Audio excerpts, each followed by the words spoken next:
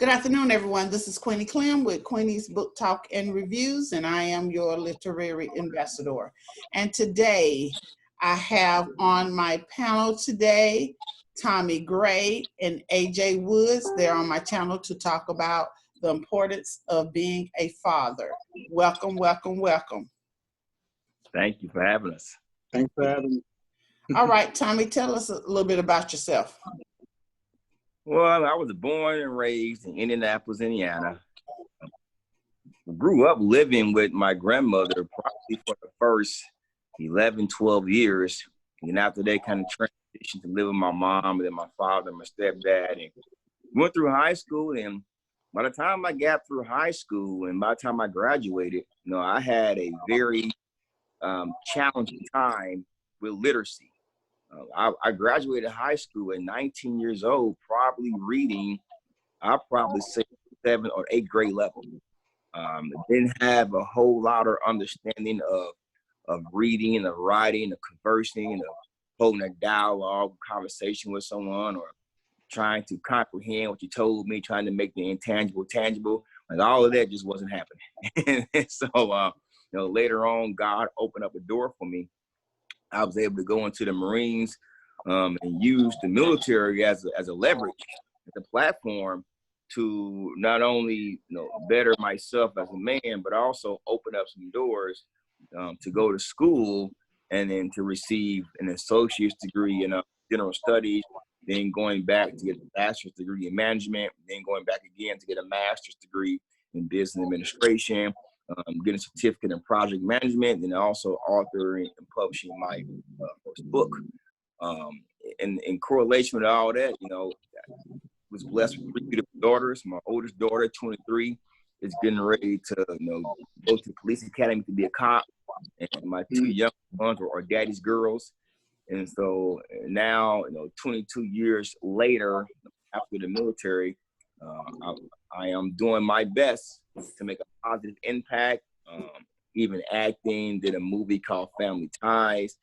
And now I'm at the point to where, with where we are today in our society, it is very important, especially as being an African-American man, it's very important to make sure that you are present in the lives of your children.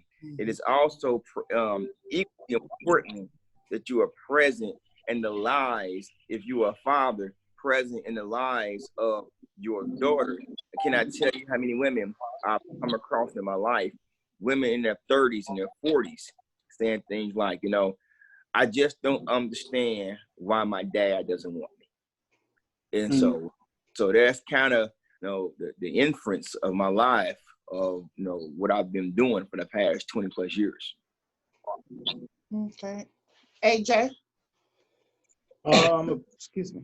I'm born and raised in Wilmington, Delaware, raised in Philly. I'm a real estate agent. Got my first book published. Basically, I'm just a pretty easygoing guy. I'm in my new role as a stepfather, I guess, like the last 8 months. She's 14. Her name is Zoe. And for me, not ever being a father or being a stepfather, that role has somewhat challenging sometimes. I don't know what to do all the time. I don't know what to say. I try to mock what other good fathers are doing. I'm listening to Tommy about, when his daughter fell and all he do was just touch and the pain went away. Those kind of things is like little tip that I need to learn. Keep moving on with my role. I'm here to try to make a positive impact too in the world. Doing something with my real estate or with my book, or just working out and let people see that it's another way. You don't have to have anger or violence to change the world. I mean, I understand that stuff has to happen sometimes, but we ain't got to be a part of it. I want to let people know my avenue is the positive, inspiring way. And if you got to throw a punch here and there, then sometimes you got to do that. But try to take the positive road first. And that's basically kind of me in a nutshell. Okay. Why are fathers so important, you think, AJ? I think fathers are important because we're not, I don't know if I'm going to get in trouble. I say we're not too emotional. We can see things, we can understand things as they happen. instead of just going emotional all about it, we can calm the situation down. I think fathers are important because, especially with a daughter, she needs to know how a man is supposed to treat her. So when she gets older, she knows not to choose the wrong men all the time. And she has the knowledge and she just knows somebody just has her back. If something goes wrong, I go get my dad, something like that. I think men are supposed to lead their household into inspiration and being success, leading with God's word. You had those things behind you. I don't think your household can lose. All right, Tommy. Why are fathers so important? I mean, they are important for several reasons. And there are a lot of concepts that come to my mind. But one theory in regards to young boys, it's the father's responsibility. He's important to teach that young man that's growing up on how to be a man. There are certain things that young boys, as they grow up to be men, should not have to learn by trial and error. There's some things that young boys should not have to learn by baptism by fire. The father is there to make sure these young boys, as they grow up to become young men, know how to conduct themselves. That they understand proper etiquette. That if you're going in a house and it's the father, the son, the mother, and the daughter, hey boy, what's wrong? Let your mother and your sister go in the house first. You going after them. You open the door for them. If it's nighttime, we're there. We go in first. Make sure the coast is clear. We got to make sure that they learn how to be men, but also for daughters. And I can't remember the exact stat. I think it was somewhere like every 1 in 5 women have been molested. 1 in 5, 1 in 3, something like that. Give or take, somewhere around there.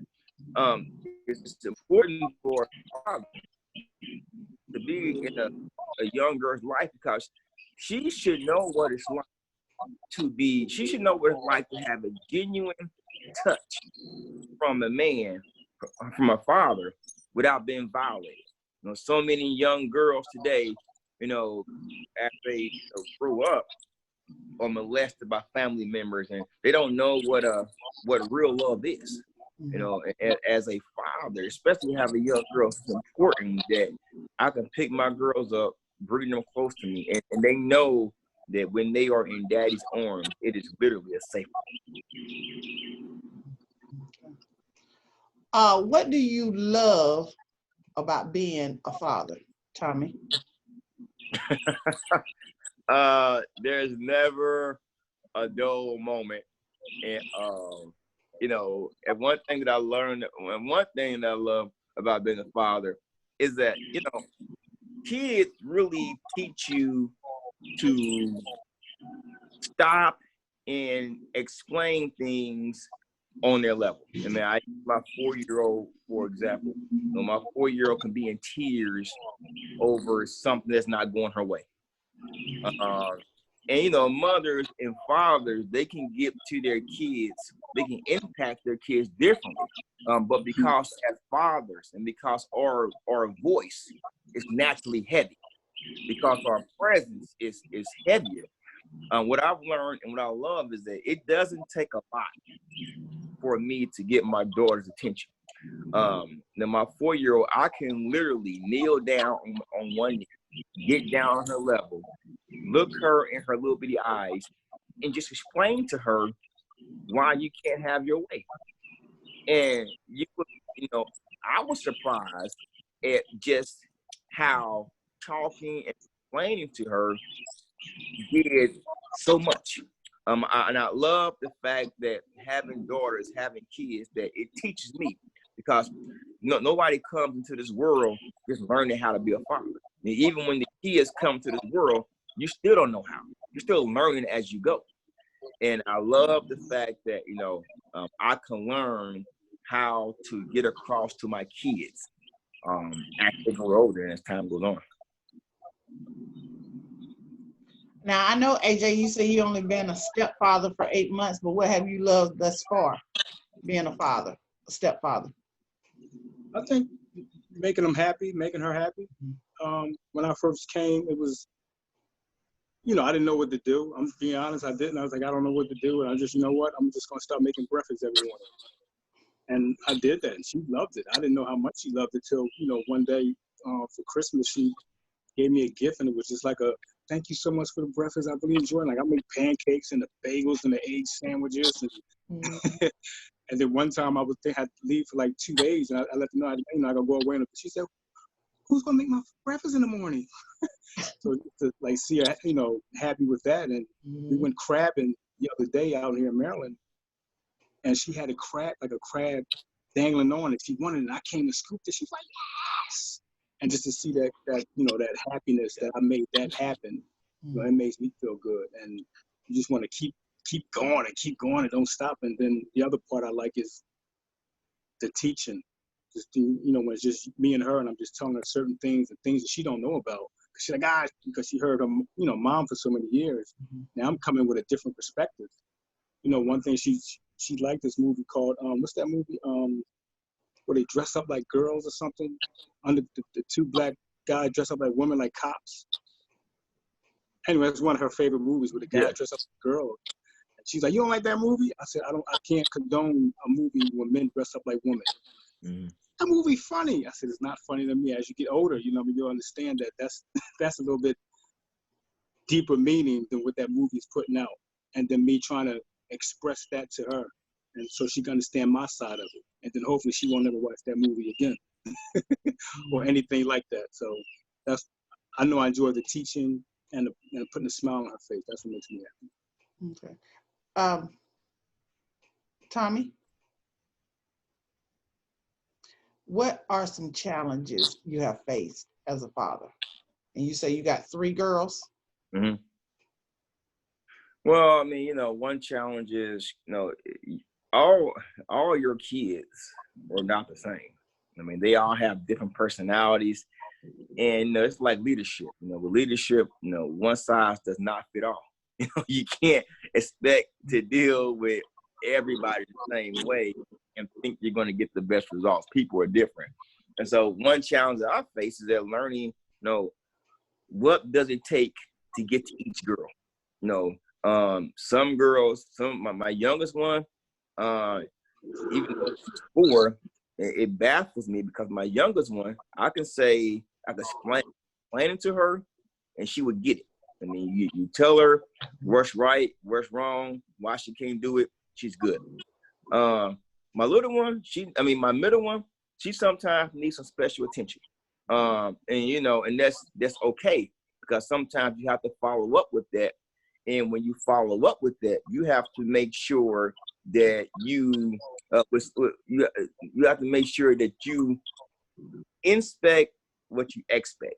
So like with my middle one, I can tell her what needs to happen, but I will have to go back and double check to make sure that she did it.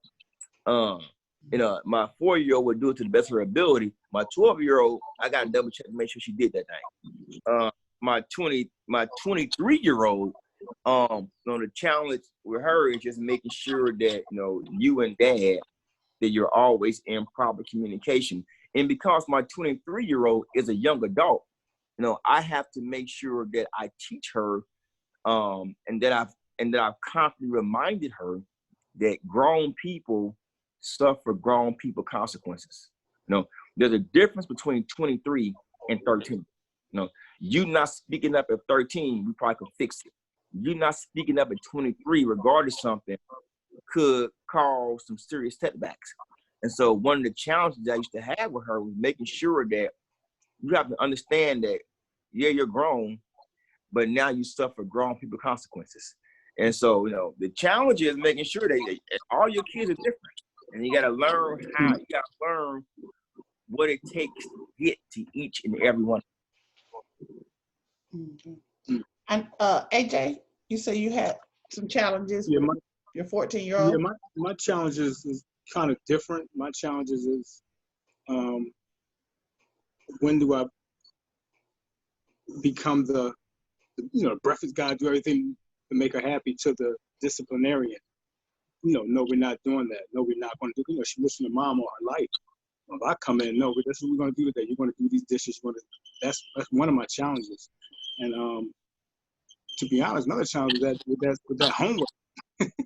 Like I was doing with my homework, and she bringing out this algebra, and I'm like, what in the world? But but I just know it, just sitting down there with her, that helped her out. Mm-hmm. Like she was, I think, like a 2.4 before this COVID-19 thing, and then I picked my days. I sit with her 2 days a week, and her mother does her days, and with all that, now she's a 4.0 student. Oh yes. Right. She graduated from 8th grade next week, and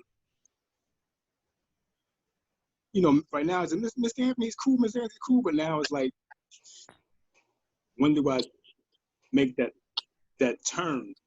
Yeah. So I don't, and I don't know how to kind of give love, if I should say. For example, she came down the steps crying one morning. Something was going on. She was crying. She was like, something's going on. She was crying for personal reasons. Mm-hmm. I didn't know what to do. I'm standing there like, I didn't want to hug her because I'm like, I didn't know what to do. I don't want to think that something was going on. So I'm just standing there. She was like, where's my mom? To show her where mom was at. And I don't know how to, do that kind of a stepfather love. I don't know how to do that yet. What is the difference between being a dad and a father, if there is one, Tommy? Well, I mean, some people will take turns and use them, switch them around. You can be a father, but it takes just to be a dad. You can be a dad, it can take just to be a father. So some folks will switch it around. But I would say the difference is, as I can take both dad and father, right? I can take them both and still apply them, because if I look at the role of a father, that's what it is. I'm your father, but I'm not your friend. I am your friend, but I'm your friend on a different level. I'm a different kind of friend. My job as a father is to make sure that, of course, you have all the adequate needs, but it's also to make sure that I lead you and guide you and raise you and discipline you in love. As a father, I'm not always concerned about if you don't like this. My main concern is this what's best for you? My role as a father is to always make sure that I'm there and that I'm present. It's a covering, it's an umbrella. You go outside as you're growing up, and the raindrops of life should never hit you, because one way or another, I'm there. As a father, you should know that if you call my name because something's wrong, like, dad, father's gonna be there. As a dad is a little, the terminology dad is a little bit more personal. For example, I pulled in the driveway one day, and my daughters were outside playing with some other kids. And then I got out of my truck, and I heard my 4-year-olds and my 12-year-olds say to their friends, "That's our dad." And it's not the fact that they said that's our dad, but it's how they said it. And so the dad is pretty much, the dad is there when the child falls, scrapes her knee, and she always got mom. But sometimes, if you notice, the kids just want to be under dad. Dad cannot be doing anything but sitting down watching ESPN sports. I can be watching some corny on TV that's way before their time, right? But it doesn't matter. They just want to be under dad. So dad is there to provide that comfort. If the difference, dad's there to provide that comfort, to provide that warmth. Father is there to provide love and support, but also guide and that discipline needed. Okay, Anthony, what you think? I agree with everything he said. I don't even want to messed that whole flow up he did. I did Oh, absolutely everything. I'm Yes. serious. I'm serious. Everything from word for word, I agree with him. I think, you know, with my role, it's like I'm there. You know, I'm there. And I don't like to talk bad about, you know, other black men, but, you know, her dad isn't there. I think I met him one time, I believe, you know, and that's the difference, you know, between um, the father and, you know, the dad.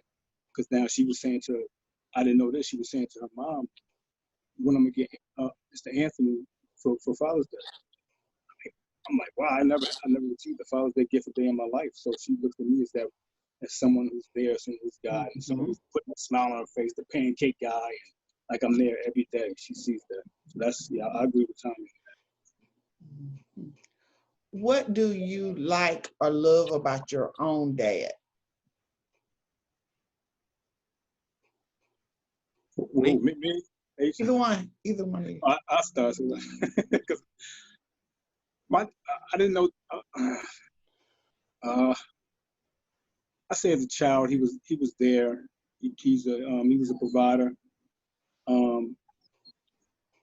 As I got older, you know, he did do some things that got him incarcerated for the rest of his life. But, you know, prior to that, he was a great provider, I should say. He wasn't always there. Mm-hmm. You know, he lived in California. I lived in Philly. Yeah, if I called him, I need $300. It's in the mail before I even hang the phone up. So he was there. But like I think Tommy said earlier, someone who can teach me how to be a man. I didn't. The streets taught me how to be a man, and then I learned which path I wanted to take. Mm-hmm. And I just, you know, I wish he was there. I wish he could have been there more. But I know he was a great provider until, you know, he got locked up. Of course, he couldn't do nothing then. But Tommy? well, he was a provider. I just hated that he wasn't there. I probably would say, you know, one thing that I learned from my father was, you know, work ethic. My father was never afraid to work, work to provide. I mean, working long hours, working 12 hours a day for months on end, 7 days a week, 12 hours a day for months and months and months on end. And so, you know, growing up as a young boy, you know, things are often caught before they're taught. You know, and what I caught and what I saw was, you want anything in this life, you know, one way that you're going to get it is by having a solid work ethic. Watching that work ethic taught me one particular concept that I stick with today. And that concept that I stick with today is realize that, you know, nobody is coming to save you. Nobody's going in the phone booth and coming out with their red cape on and saving you in this life. Like, if you are waiting around for someone to hand you something because you think somebody owes something, you're going to be like that car that's broken down on the side of the road with the orange sticker on it. You're going to be stuck there and everybody's going to be passing you by. And we pass by people every day. They got orange stickers on. So, you know, I would definitely say work ethic. And the other thing that I've learned, you know, from my father is just have a solid backbone. You know, my father was a man that did not take any stuff from nobody. He had a backbone of steel. You know, he wasn't perfect. No parents are. I mean, some parents, your parents sometimes have to learn things themselves. You know, sometimes they wasn't taught. You know, and we forget that sometimes we can be so hard on our parents about, well, they didn't do this or they didn't do that or they was too hard on me, but maybe they never got taught. No, maybe they didn't figure it out until we were teenagers. You know, so I would definitely say, you know, work ethic and just learning how to have a solid backbone, how to stand up and to stand flat-footed for what's right, or how to stand up for people who can't stand up for themselves. What do you think your role is as a father, AJ? Just to guide and support, someone they can come to for advice, someone she can come to. She know everything's not going so well. I know who can make it right, Mr. Anthony. I don't know what that could be. You know things she like, crabs and things like that. But I think a father is really supposed to guide and teach their children how to become themselves, how to be their greater self, not to put their fears onto their children, because sometimes that can happen. They're scared of some things, and they tell their children not to do something because they were scared of doing that when they was growing. So try to, challenge the children to face their fears and live by example. I can't tell her not to be scared. She see me not doing things that I'm scared of. This girl saw me jump off a building, kayak way out here in this river. And she's like, wow, he's doing all that and writing a book and, doing all these things. She's like, well, if he can do it, I can do it. Now she's telling me, I want to jump off the building. I want to get on it. And that's the thing I'm trying to be an inspiration so she won't be scared of some things that she's scared of. So I think a father's supposed to guide and inspire. All right, Tommy. Well, I mean, I think there's many avenues we can go with that question, but to really just kind of limit it to one concept, I would say, fathers, if you have daughters, you should, one of your responsibilities is to teach your daughters, how they should be treated by a man. I make it my business that all my daughters, when they got a certain age, I took them out on their first date. And I would talk to them and show them, as we go on our date, in the future, when you start dating, like, this is how it should look. Like, if it don't look like this, something wrong. You better tell daddy immediately, So go out there, open the door for her. And she gets in the car, we go to the restaurant, and I would tell her, hey, on their way to the restaurant, the conversation should sound something like this. And then I'll just start talking. And then we start talking about certain things. And the conversation don't sound like that, you text me, you call me immediately.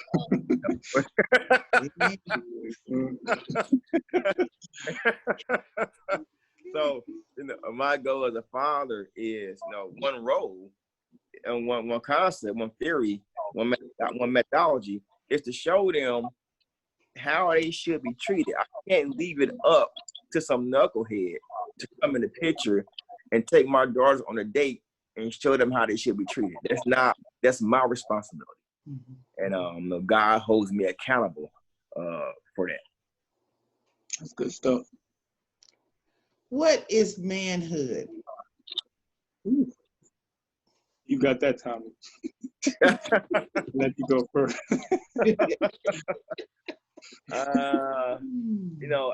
That again, that question could have so many different. I think depending on a person's belief system. If you was to ask, the Muslim, what is manhood, he would give you his rundown based off his doctrine. I would say that manhood in general, I think that God has called every man to wear 4 faces. I say the face of a king, the face of a warrior, the face of a lover, and the face of a friend. I think he's called man for the face of a king because a man should be the priest on the face of a warrior because a man should be able to fight for those who can't fight for himself. The face of a lover because a man should love his wife as Christ loved the church. And the face of a friend because a man should be able to meet people where they are. And one thing that I loved about Jesus in the Bible was he was always able to meet people where they are. Regardless of what you're going through, he knew how to come down to the level and really get to you where you were at. So I think that manhood encompasses those four phases. And the most important part with that is that there has to be a balance. Because some men, they have too much king, but not enough lover. So now you become a dictator in your home, or you have too much friend and not enough warrior. Now you're passive aggressive. Now you're at the dinner table at dinner trying to provide leadership, and your family resents you because there is no leadership. Or if you have too much warrior, the Bible tells us, fathers, do not nag your children. You got too much warrior and constantly provoking your children. Then when they get older, what happens is they will resent you. It's okay for a father to be firm and to be stern. But what some fathers misunderstand is that too much firmness and too much sternness and too much being in your kids' face all the time, when they become adults, they will still respect you, but the relationship won't be as good as it could have been because you have too much warrior and not enough lover, not enough friend, not enough king. So that's my kind of spiel on manhood. Okay. Are fathers really, okay, go ahead, I forgot about you. You got to answer. No, mine's gonna be short. I just think a manhood is to stand up for whatever he believes in, and stand strong on his foundation, to lead, to guide, to inspire, to ask God, why does he want him here on this earth, and do exactly what God asked him to do. And yeah, that's pretty much what I meant for the manhood. I think a manhood supposed to really stand up for what he believes in and take accountability also. Are fathers really necessary for healthy child development? Say that again. Are fathers really necessary for healthy child development? Yeah, I mean, my personal opinion, I would say yes.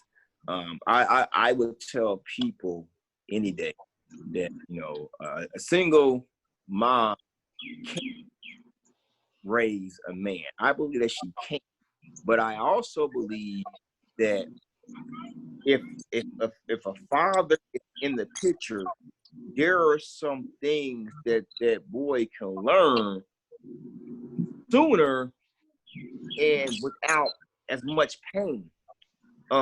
Without the father, I think that it's a very strong possibility that the young man will still learn these things, but it may be by trial and error or baptism by fire. So what the father actually does is, with his wisdom, is he actually saves that child from a lot of extra pain, because there are some things that only a mother can bring to the table. No matter how good the father is, there's some things that only that mom can do. Some things, moms are just, women are just created to do. A man couldn't do it on our best day, and there's some things that our fathers that we just designed to do. It's one of those times where a father can come home. The mother's been home all day. Got the kids, right? And let's say the kids been on level 25, and I mean, if the mom is like had it, I mean, she's cooking and cleaning, telling the kids sit down. Father comes in, says 2 words. Everybody stops. And so, those are times that happen like this. So I think that the development is definitely is beneficial when the father's there. All right. Is there anything else y'all would like to add before we close? I learned a lot from Tommy. I'm sitting here listening to him. I appreciate you. I'm going to use some of your tips, especially with the dating thing. I do, man. I like that. That's an awesome idea. Yeah. One thing like I said, I'm still learning. But I remember one day I was out, and we supposed to have game night when I came back. And I guess about an hour before I got back home, the mother called, my lady called me. She said, we're not going to have game night. She and I was arguing. She's in her room and I'm in her room, so we ain't going to have game night. And we hung up. And something hit me like, yo, I'm supposed to do something here. I don't know what I'm supposed to do, but something's supposed to happen here. And I came home and I knocked on the daughter's door and I gave her, I think, like 10 hours or something. And I went in the mom room and I said something to her and I said, we're going to have game night tonight. And then I said, let's all go downstairs. They all followed me. I'm like, oh, okay. And we all sat at the kitchen table and I said, listen, before we have game night, can we play a little game of mine? They said, okay, yeah. I said, well, we all sitting here. Each of us going to tell each other what we like about them. And they had this angry face because they wasn't talking to each other for like 4 hours. They were just like, Zoe, I said, give me 2 things you like about your mom. She named 2 things, and then I named 2 things, and Mom named 2 things. And it was just, the whole anger just left the room. We just had game night. It was like a beautiful thing. We stayed up to 1 o'clock talking about colleges and all this.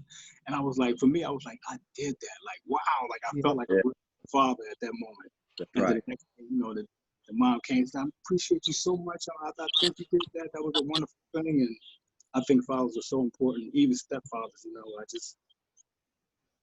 we got to continue to play that role or, be a great father like Tommy is also.